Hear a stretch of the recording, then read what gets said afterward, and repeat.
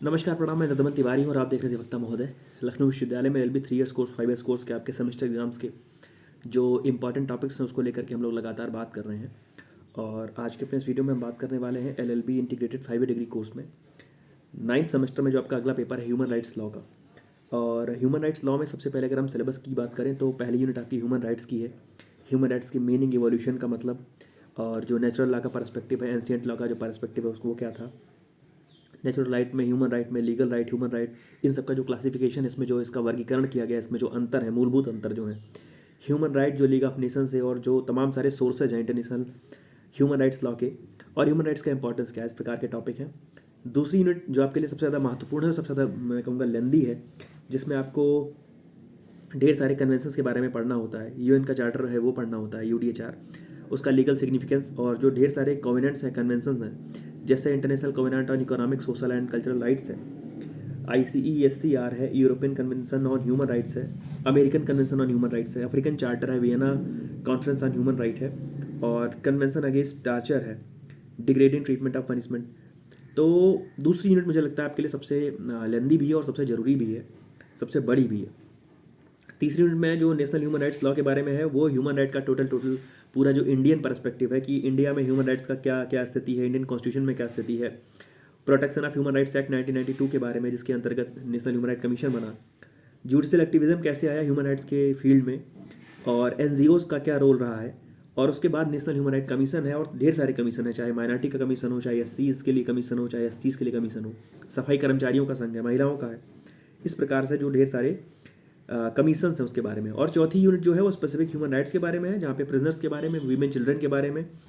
Indigenous peoples के बारे में, डिसेबल्ड यानी दिव्यांग व्यक्तियों के विषय में, सीनियर सिटीजन्स के बारे में, और रिफ्यूजीज़ के बारे में।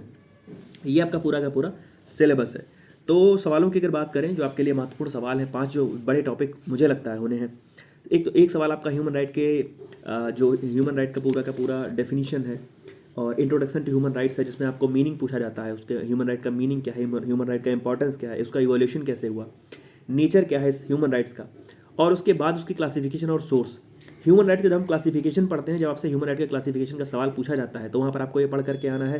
कि नेचुरल राइट में ह्यूमन राइट में क्या अंतर है, लीगल राइट में ह्यूमन राइट में क्या अंतर है। इस प्रकार का एक सवाल आपके लिए बड़ा बनने वाला है। कमीशंस आपके लिए बहुत ज़रूरी है, और जो मुझे लगता है कि आपके लिए ज़रूरी कमीशन है वो वीमेन कमीशन है, माइनॉरिटीज़ कमीशन है, सफाई कर्मचारी वाला कमीशन है, और SC ST कमीशन है। उसमें आप प्रयास ये करिए कि जो भी कमीशन आप पढ़ रहे हैं उसके कॉन्स्टिट्यूशन के बारे में, उसके पावर्स के बारे में, उसके फंक्शंस के बारे में, कि कमीशन का मुख्य कार्य क्या है। जैसा नाम से आपको स्पष्ट हो जाएगा कि वीमेन कमीशन है, तो जाहिर सी बात है वो महिलाओं के हित के लिए, महिलाओं के बेनिफिट के लिए। माइनॉरिटीज़ की बात है तो अल्पसंख्यकों के लिए, अल्पसंख्यक की परिभाषा भी जानते रहिएगा, सफाई कर्मचारियों के लिए, और SC STs के लिए। मीन्स आप SC ST को कहाँ पर कॉन्स्टिट्यूशन में डिफाइन किया गया है, उसके बाद आप SC ST के लिए उस कमीशन का क्या रोल रहा है, क्या योगदान रहा है, उसको पढ़ करके आइए। कई बार ये भी सवाल ऐसे पूछा गया है कि क्या नेशनल ह्यूमन राइट कमीशन या नेशनल वीमेन कमीशन या नेशनल माइनॉरिटीज कमीशन वो महिलाओं की स्थिति में कितना सुधार करने में सफल हुआ है, या अल्पसंख्यकों की स्थिति में कितना सुधार करने में सफल हुआ है, उसका एक क्रिटिकली उसको एग्जामिन करना होता है, जिसको बोले तो उसका आलोचनात्मक परीक्षण करना होता है। तो उसमें कुछ आपको विशेष नहीं पढ़ना है, आपको सकारात्मक तरीके से अपना जवाब लिखना है और स्वीकार करना है कि हाँ, इन आयोगों के आने के बाद से जिनके लिए भी वो आयोग बनाए गए हैं उनकी स्थिति में सुधार हुआ है। तो एक सवाल आपका ह्यूमन राइट के डेफिनेशन, नेचर, स्कोप से, उसके इवोल्यूशन से, उसके सोर्सेज से, उसके क्लासिफिकेशन से। दूसरा आपको एक सवाल कमीशन से मिलना ही मिलना है। तीसरे की हम जब बात करते हैं तो जो स्पेसिफिक ह्यूमन राइट्स है, और स्पेसिफिक ह्यूमन राइट्स में आपके पास डिसेबल्ड मीन्स दिव्यांगों के लिए, इंडिजिनस के लिए, और जो ओल्ड एज लोग हैं, जो वृद्ध लोग हैं उनके लिए, रिफ्यूजीज़ के लिए, वीमेन चिल्ड्रन के लिए, ये सारे के सारे आपके लिए बहुत महत्वपूर्ण है। और कई बार दो करके पूछा गया है कि निम्न के स्पेसिफिक ह्यूमन राइट्स बताइए, और वहाँ पर आपसे 2 चीज़ें पूछ ली गई, पहला डिसेबल्ड के बारे में, दूसरा रिफ्यूजीज़ के बारे में। तो प्रयास करिए कि तीसरा जो आपका सवाल, बड़ा सवाल बनने वाला है स्पेसिफिक ह्यूमन राइट्स से, उसमें आप दिव्यांगों का, इंडिजिनस पीपल का, भारतीय मूल के लोगों का, रिफ्यूजीज़ के बारे में, और महिला बच्चों के बारे में जो विशेष उनके अधिकार हैं, वो विशेष उनको ह्यूमन राइट्स क्यों मुहैया कराए जाते हैं, क्यों ये माना जाता है कि डिसेबल्ड को कुछ विशेष राइट्स मिलने ही चाहिए, क्यों महिलाओं को, बच्चों को आर्टिकल 15 क्लॉज 3 में इंडियन कॉन्स्टिट्यूशन में क्यों कुछ विशेष राइट्स मिले हुए हैं, इस प्रकार का सवाल। उसके बाद एक सवाल आपका जो ह्यूमन राइट का और जो इंडियन कॉन्स्टिट्यूशन का जो एक वो है नेक्सस है, कि कैसे ह्यूमन राइट्स का उद्भव हुआ और कैसे ह्यूमन राइट्स जो हैं वो इंडियन कॉन्स्टिट्यूशन से इंडियन कॉन्स्टिट्यूशन के किस जैसे आप कुछ ऐसे आर्टिकल्स याद रखिए जो UN declaration of human rights में भी हैं और यहाँ पर इंडियन कॉन्स्टिट्यूशन में भी हैं, या कुछ ऐसे लीडिंग केस लॉ याद रखिए जिसके माध्यम से ह्यूमन राइट्स की फील्ड में जुडिशरी ने एक्टिविटी दिखाई और उसको वो जुडिशियल एक्टिविज्म हुआ ह्यूमन केवल केवल खास तौर पर ह्यूमन राइट्स की फील्ड में। आप जब आर्टिकल 14 पढ़ेंगे, आप जब आर्टिकल 19 पढ़ेंगे, 21 पढ़ेंगे तो पाएंगे कि ये universal declaration of human rights के कुछ आर्टिकल से मिलता जुलता है, सेम है या सिमिलर है। तो प्रयास करिए जो ये बात है कि human rights in India, human rights in Indian constitution, वो पूरी की पूरी जो लाइन है, और उसके साथ में आप जुडिशियल एक्टिविज्म को जरूर देखिए। आप कम से कम 4 से 5 ऐसे केस लॉज को तैयार करके याद करके आइए जिनमें ह्यूमन राइट्स को डिफाइन किया गया, ह्यूमन राइट्स की बृहद व्याख्या की गई और ह्यूमन राइट्स पर एम्फेसिस किया गया, विशेष जोर दिया गया। इस प्रकार का एक सवाल आपके लिए बहुत जरूरी है। उसके बाद अगर हम दूसरी यूनिट की बात करें तो दूसरी यूनिट में कम से कम 2 से 3 आपके लिए बड़े सवाल हैं, कम से कम 2 से 3 बड़े सवाल हैं। अब वहाँ पे अगर देखा जाए तो जो चर्चा में लगातार रहा है, जैसे वो ICCPR है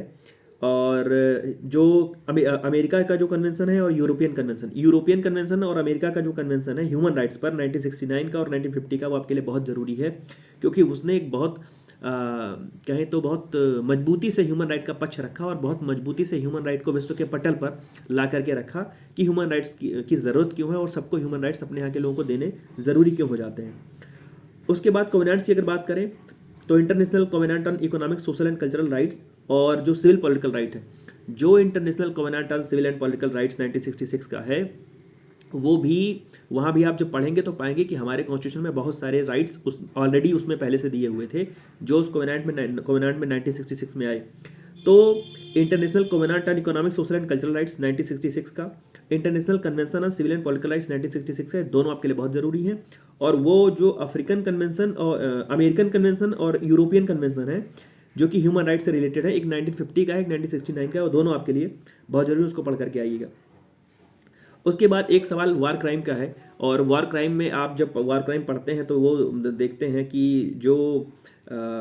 बंदियों के साथ कैसा व्यवहार करना चाहिए, या फिर अगर दो देशों में युद्ध हुआ है तो क्या एक देश दूसरे देश के बच्चों पर हमला कर सकता है या उनके साथ कैसा अमानवीय व्यवहार ना किया जाए, उनके बच्चों को, उनकी महिलाओं को, उनके निःशक्तों को, उनके दिव्यांगों को, उनके कुछ ऐसे लोग जो युद्ध में रत नहीं थे, तो उनको कैसे बचाना है, उनके लिए क्रूअल इनह्यूमन बिहेवियर ना हो, उनके साथ कोई टॉर्चर ना हो, इसको लेकर के भी आप तैयार रहिएगा। कुछ पॉइंट्स में आप उसको लिखने के लिए तैयार रहिएगा। तो ह्यूमन राइट्स के इवोल्यूशन से लेकर के, उसके इंट्रोडक्शन हिस्ट्री से लेकर के आपको कोवेनेंट वाले सवाल पे आना है। आपको जो दोनों अमेरिकन और अफ्रीकन करके जो चार्टर हैं उनको लेकर के तैयार होकर के आना है। स्पेसिफिक ह्यूमन राइट्स आपको पढ़ करके आना है। और उसके बाद जो ह्यूमन राइट्स को लेकर के जो हमारे देश में जो कॉन्स्टिट्यूशन से लेकर के और कमीशन तक, जो हमारे देश में नेशनल ह्यूमन राइट कमीशन बना, स्टेट की ह्यूमन राइट्स कमीशन है, उसकी जो थीम रही है कि किन किन कोवेनेंट से प्रभावित होकर के, किस किस कन्वेंशन से प्रभावित होकर के हम लोगों ने वो व्यवस्था अपने यहाँ पर बनाई, उसको लेकर के आप तैयार होइएगा। और मैं बार बार कह रहा हूँ कि जो लीडिंग केस लॉज हैं और जो भी ह्यूमन राइट्स आप पढ़ रहे हैं उसको प्रयास करिए कि उसको ह्यूमन राइट्स इन इंडिया, जैसे आप किसी भी चार्टर को पढ़ रहे हैं, किसी भी कन्वेंशन को पढ़ रहे हैं, किसी भी कॉन्फ्रेंस की जो आउटकम है उसको पढ़ रहे हैं, तो ये भी जानने का प्रयास करिए, ये भी लिखने का प्रयास कीजिए कि उस कन्वेंशन से, उस कॉन्फ्रेंस से या उस कोवेनेंट से हम भारत के संविधान में क्या मूलचूल परिवर्तन हुए, भारत के संविधान में या भारत के तंत्र में क्या ऐसी चीज़ें आई जिससे ह्यूमन राइट पर विशेष जोर दिया गया, विशेष बल दिया गया, और जो ह्यूमन राइट्स पर एक विशेष फोकस किया गया, ह्यूमन राइट्स पर जो एक विशेष जोर दिया गया, जहाँ पे